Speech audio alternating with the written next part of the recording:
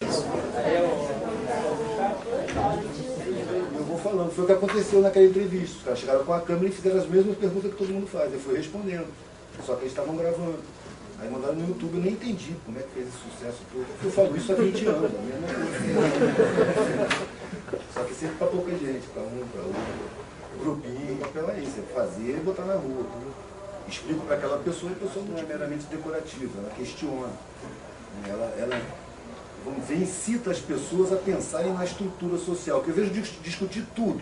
A economia, a política, os partidos, mas a estrutura social ninguém discute. Que é aquela coisa estratificada que tem uma necessidade enorme de ter uma miséria por baixo. O próprio sonho que a sociedade impõe, que é o sonho de ficar rico, já pressupõe a existência dos empregados. Ou seja, não existe riqueza sem pobreza. A maioria das pessoas repele. Porque é uma tendência a analisar qualquer coisa com interferência da sua própria vontade. Eu não quero me incomodar. Então eu acho que essas pessoas são muito frágeis. Por mais delicadeza que você tenha, você vê que a vontade está ali presente, que a pessoa começa a ficar, ela começa a te insultar. Eu trabalhei com pintura a óleo durante um tempo, ganhei bastante dinheiro até, mas aquilo começou a me fazer mal, porque eu estava ligado somente num meio social que acredita em coisas, a gente crê em que a sociedade tem oportunidade para todo mundo. Poxa, mas parecem pessoas tão inteligentes. Só podem acreditar nisso porque querem. Não querem se sentir culpados. Não, é uma competição justa, tá? Mas o meu filho estuda em escola particular, ou seja, eu coloco eles lá no time da linha de chegada. Você não sair do zero com todo mundo não é honrado.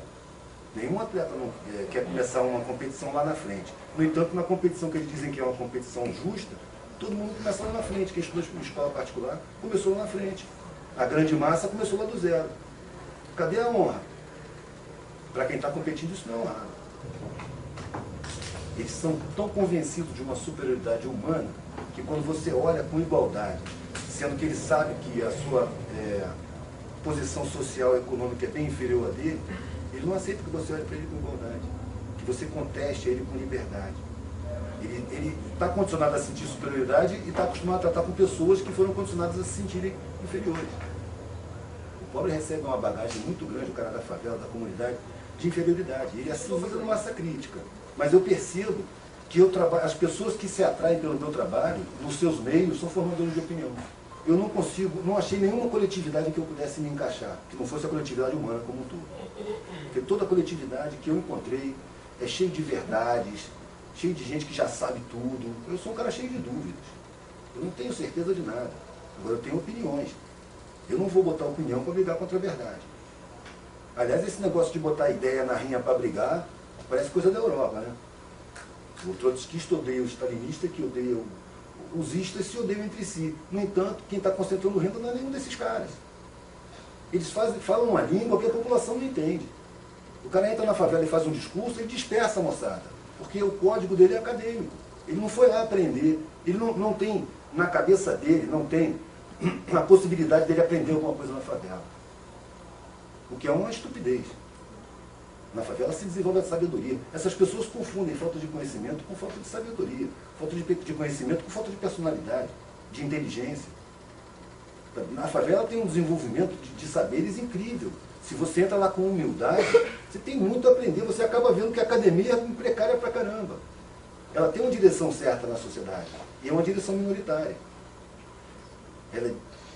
Ela recebe minoria e constrói minoria.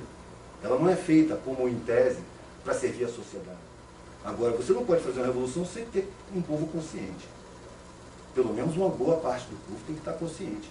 E eu não vejo ninguém desses revolucionários de auditório falando na língua do povo e conscientizando, fazendo trabalho de conscientização. Eles querem liderar as massas, querem conduzir as massas. Eu perguntei para um líder desse lá do PCB, pô, meu irmão, mas e o povo, cara? Você nem fala a língua do povo? Ah, pô, o povo é tão ignorante.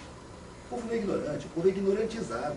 Houve uma estratégia de ignorantização do povo.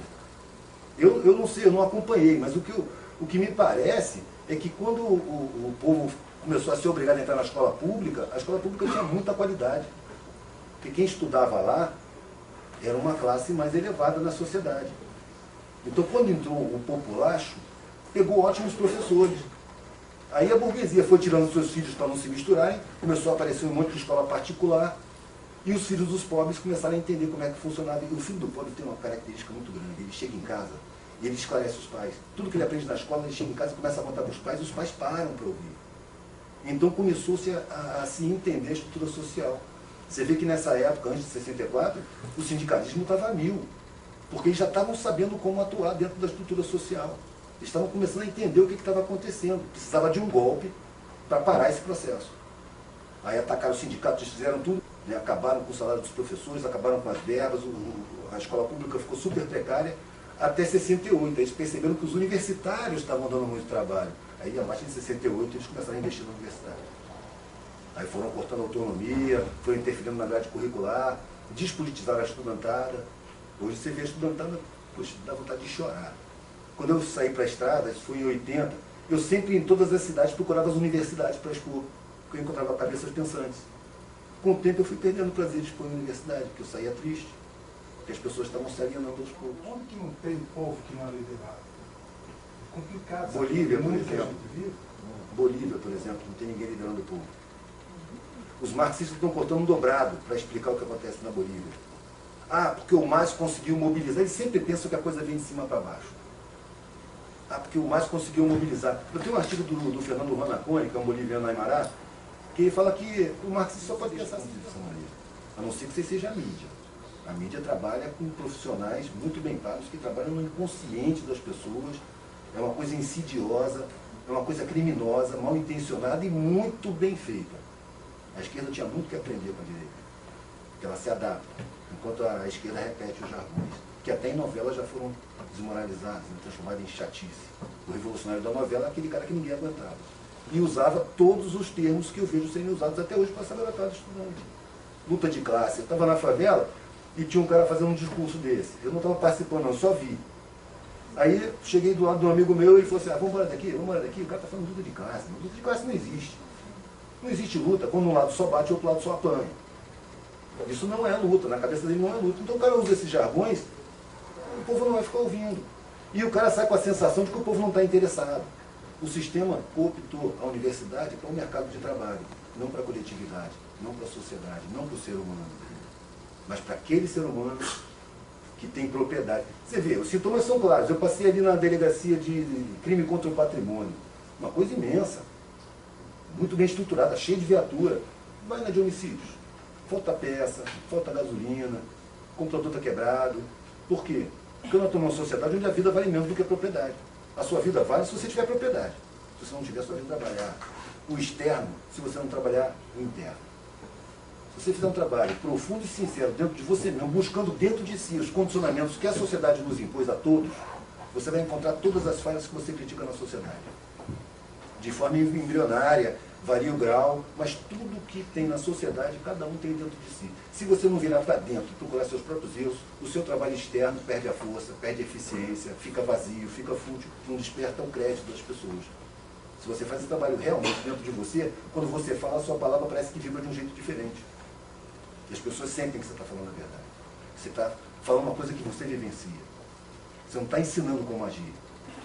Você está falando como você age. É isso que contamina. É isso que se propaga. Esse negócio de dizer como é que deve fazer, não vai funcionar, é perigoso. Onde funcionou no mundo a gente viu que é perigoso. Meu próprio pai me ensinou, você armado não pode apontar para uma pessoa desarmada, isso é covardia. Você não pode atacar uma pessoa que não reage, isso é covardia. E de repente eu estava com um fuzil carregado de bala 762, é uma bala que fura 7 pessoas em fila, apontando para uma manifestação e querendo atirar. Eu passei a questionar o exército a partir dali. O que eu estou fazendo com a arma na mão apontando para um monte de gente desarmada? Aí, pô, para que serve o exército? Pô, manter as coisas como são. Mas as coisas são uma sacanagem. Eu não quero fazer parte mais disso aqui não. Eu não queria ser tão infeliz assim. E quando eu saí do exército e fui para o colégio civil pré-vestibular, eu convivi com estudantes que saíram da rede pública, eu não acreditava que os caras não sabiam porque não tinha sido ensinado. Vocês são vagabundos, vocês não sabem nada, vocês não sabem geografia, não sabem história, não sabem porra nenhuma. Aí um deles me trouxe uma prova do 3º ano do ensino médio. Eu demorei a acreditar que aquilo ali é uma prova de verdade. Foi quando eu comecei a perceber que a educação pública é uma sabotagem. Não merece o nome de educação.